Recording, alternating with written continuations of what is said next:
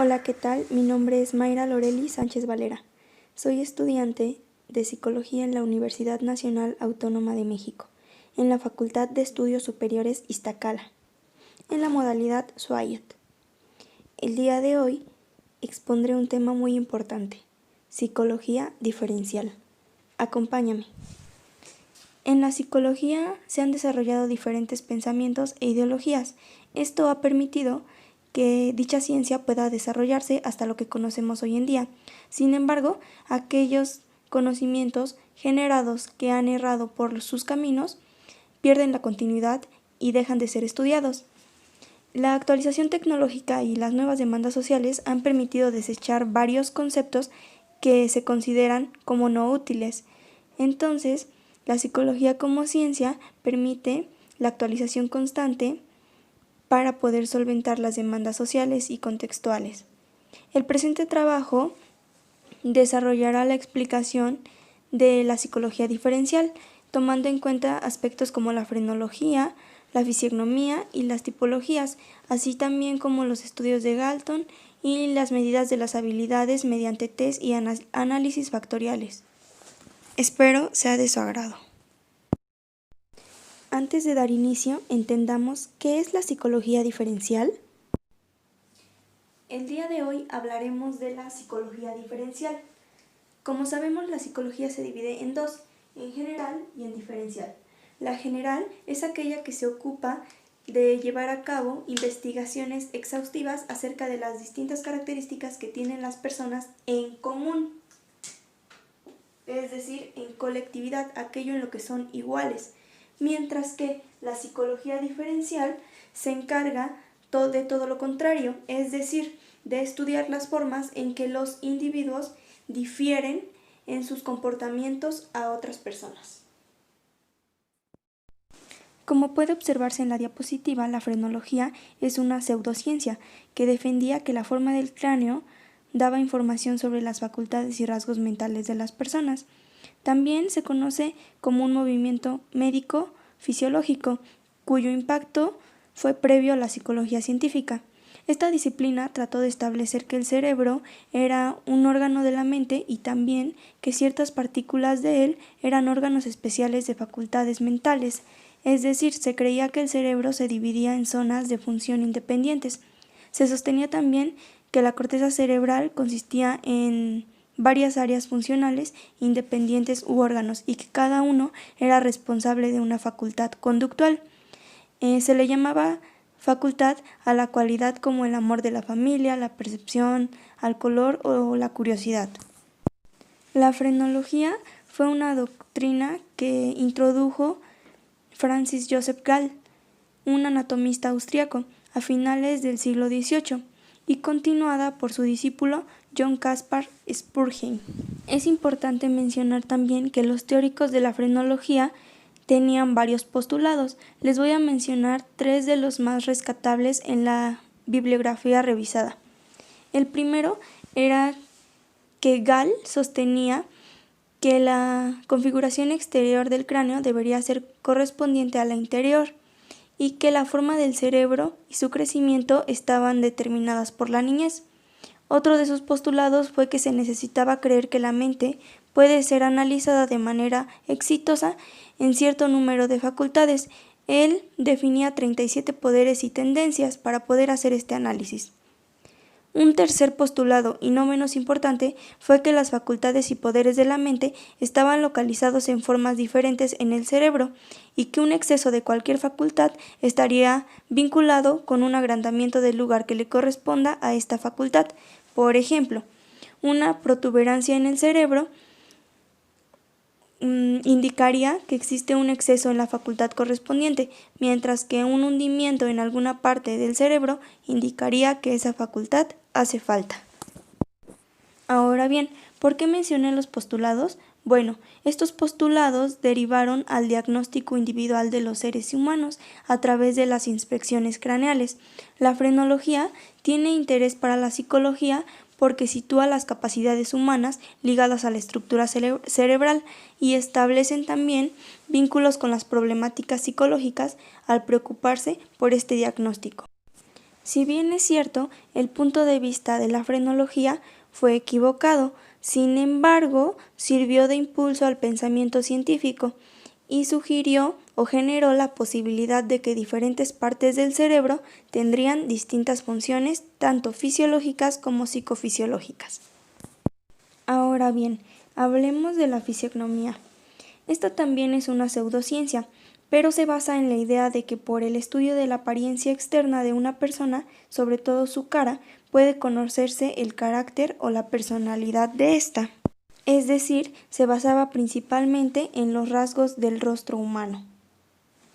Muchas personas y autores fueron los que estudiaron la fisiognomía y se sigue llevando a cabo hasta el día de hoy. Sin embargo, tiene poco reconocimiento a nivel científico. En cuanto a la tipología, existen diversas tipificaciones como la de Hipócrates. Antes de explicárselas, les diré que las tipificaciones en general han atraído a diversos autores, pero no son muy reconocidas a nivel científico, porque son generalizaciones prematuras. Desde la antigüedad han surgido diversas tipificaciones como la de Hipócrates, que les explicaré a continuación. Se desarrolló en una teoría basada en 4 humores principales del cuerpo. El número 1 era bilis amarilla, que resultaba en colérico, bilis negra, el melancólico, la sangre en sanguíneo o relajado, mientras que la flema, flemático o estado anímico débil. La tipología somática tiene como criterio de clasificación las diferencias entre las estructuras somáticas y corporales. La fisionomía sirve también de antecedente al surgimiento de las tipologías somáticas. Uno de los pioneros de estos movimientos fue Achille Giovanni, un psicólogo de la escuela italiana de Padua, a quien se le deben los conceptos como normotipo, que significa hombre equilibrado somático, y ectipo, que es la representación de desviación normotipo. Existieron también otras tipologías que se basaban en la masa del cuerpo, en la estructura y en el desarrollo del tronco. Sin embargo, las que les menciono de Hipócrates fueron las más relevantes. A cada una de estas tipologías somáticas le correspondía un modo de ser psíquico determinado. Ahora veamos los estudios de Galton. Francis Galton fue un antropólogo, geógrafo, explorador, inventor, estadístico, psicólogo y eugenista británico, que nació en Reino Unido el 16 de febrero de 1822 y murió en el mismo lugar el 17 de enero de 1911. Galton se considera como el padre de la psicología diferencial, ya que fue el primero en prestar atención a las diferencias individuales, partiendo del papel que representaban en la adaptación, concepto que tomó de su primo Charles Darwin. Este descubrimiento tuvo un gran impacto, pues generó el mecanismo de la selección natural y le hizo plantearse a Galton la posibilidad de que la inteligencia hubiese sido una pieza clave en el desarrollo de nuestra especie, así como las diferencias de la aptitud entre unos seres humanos y otros pudieran deberse a factores hereditarios. Entonces, Galton empezó estudiando lo que él llamó como tasa de eminencia, calculando en Gran Bretaña que una de cada 4.000 personas era eminente. Algo muy interesante fue que Galton propuso un modelo de intervención social para mejorar las características de la población. Este modelo consistía en planificar los matrimonios de manera que se maximizaran las capacidades innatas de los niños. El método recibió el nombre de eugenesia. La sociedad debería promover que las personas inteligentes tuviesen muchos hijos, eugenesia positiva, y evitar que las menos inteligentes los tuviesen, eugenesia negativa. Este tipo de planteamientos y su idea de que las mujeres eran intelectualmente inferiores a los hombres ha llevado a catalogar a Galton como una persona reaccionaria. Sin embargo, tal vez es esto un pequeño excesivo presentismo, es decir, que estemos juzgando a un autor con los valores y los conocimientos de una sociedad actual. Todos los aportes de Galton han sido asombrosos y aún faltan algunos por mencionar. Así que continuemos. Entre otros estudios tenemos los relacionados con la mente humana, como la inteligencia que acabamos de mencionar. También ya dijimos que fue fundador de la psicología diferencial y de la psicometría. Tuvo impacto en la herencia en la inteligencia y desarrolló teorías como las de la eugenesia. Eso, en resumen, de los estudios de Galton. La medida de las habilidades, los test y el análisis factorial.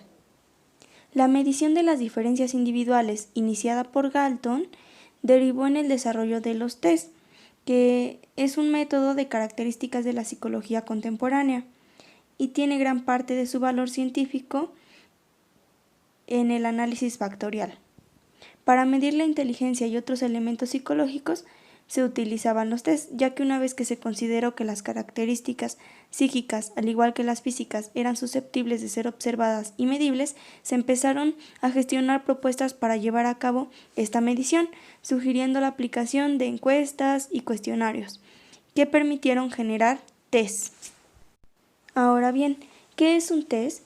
Bueno, un test es una prueba que constituye un instrumento experimental y este nos ayuda a medir o evaluar alguna característica específica. Una vez que recogemos los datos con el test, se emplean métodos estadísticos, como el análisis factorial.